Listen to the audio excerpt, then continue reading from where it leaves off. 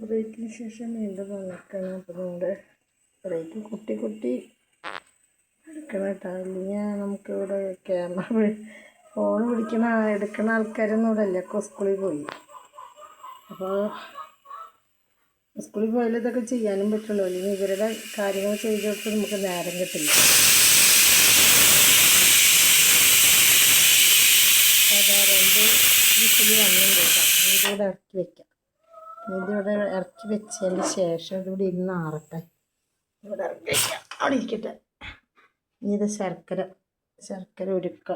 നല്ല ഇത് വെള്ളം കാണുന്നത് ഞാൻ നാളികേരപ്പാൽ പൗഡർ കലക്കിയതിൻ്റെ കേട്ടോ. അപ്പോൾ അതിൽ തന്നെ ഞാൻ വെള്ളം ഒഴിച്ചിട്ട് ശർക്കര ഉരുക്കാൻ വെച്ചിട്ടുണ്ട്. നല്ല നൂല് പരുവാവണം കേട്ടോ.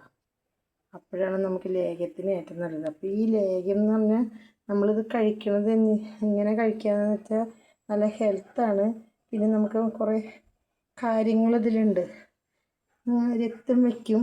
പിന്നെ എന്താ വെച്ച് കഴിഞ്ഞാൽ ക്ഷീണങ്ങളൊക്കെ മാറും ഇത് കഴിച്ചാൽ. പിന്നെ എന്തെങ്കിലും ഈ ഈന്തപ്പഴം വെറുതെ കഴിക്കാൻ എനിക്കും പറ്റില്ല കേട്ടോ. പല്ല് പുളിപ്പും കേടൊക്കെയാണ്. ഇല്ലെങ്കിലും മധുരം എനിക്ക് അങ്ങനെ ഇഷ്ടമില്ല, പായസം മാത്രമേ ഇഷ്ടമുള്ളൂ.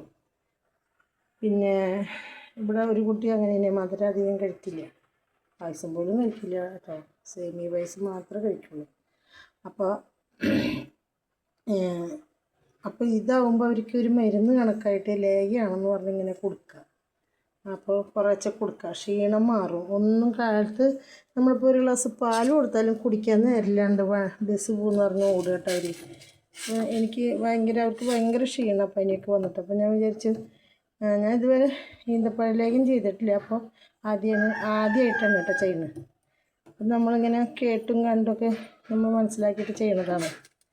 അപ്പോൾ ഇതിലെന്തെങ്കിലുമൊക്കെ കുറവുകളുണ്ടെങ്കിൽ നിങ്ങൾ പറഞ്ഞു തരണം കേട്ടോ ഞങ്ങൾക്ക്. അപ്പോൾ എത്രത്തോളം ഇതാവുമെന്ന് അറിയില്ല. അപ്പോൾ നമ്മൾക്ക് പരമാവധി നോക്കാമെന്ന് മാത്രം. അപ്പോൾ അങ്ങനെയാണല്ലോ നമ്മളൊക്കെ പഠിക്കുന്നത് എല്ലാ കാര്യങ്ങളും. ഞാനത് ചെയ്ത് അങ്ങനെ ഹെൽത്താണ്. മറ്റേ രക്തം വയ്ക്കും, ക്ഷീണം മാറും. ഈന്തപ്പഴത്തിൽ അത് അടങ്ങിയിട്ടുണ്ടല്ലോ. അപ്പോൾ അങ്ങനെ അതാണ് ഞാനത് ചെയ്യാമെന്ന് വിചാരിച്ചത്.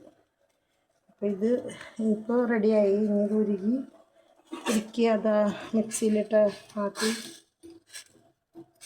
അരച്ചെടുത്ത് പിന്നെ ഒരു ചട്ടി വെച്ച് നെയ്യ് ഒഴിച്ച് അതിലേക്ക് ഇട്ട് ശർക്കര പാനി കൂടി ചേർത്തിട്ട് നമുക്ക് നന്നായി ഇളക്കണം. ലേഹ്യം അഴുക്കി കിട്ടണം. എന്നിട്ട് ചുക്കും ഏലക്കായും പൊടിച്ച് ഇറക്കാൻ നേരത്ത് വേണമെങ്കിൽ നമുക്കിത്തിരി നല്ല ജീരകവും കൂടി ചേർക്കാം.